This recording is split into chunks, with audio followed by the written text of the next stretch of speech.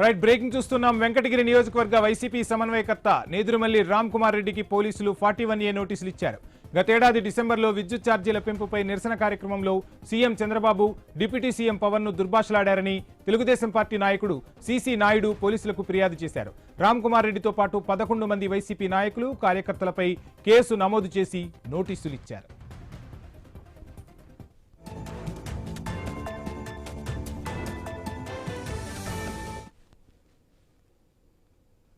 ప్రభుత్వం దొంగ కేసులు పెట్టడంలో దినదినం అభివృద్ధి చెందుతూ ఆ రోజు కూడా అలాంటి దొంగ కేసు ఒకటి పెట్టారు.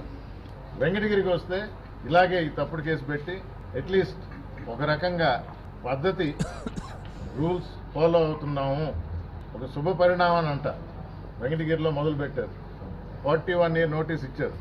ఇంతకాలం తర్వాత అయినా రూల్స్ ప్రకారం పోతున్నారు. దానిలో స్పష్టంగా ఉంది, లేని వాడి పేరు పెట్టినారు. ప్రతి ఒక్క వీడియోలో ఉంది ఏం జరిగిందో, ఎవరు వచ్చి ఎవరి మీద ఆగమం చేశారనేది దర్యాప్తు చేస్తారు. ఏ విధంగా దాని ఫలితం వస్తుందో ముందు చూస్తాం.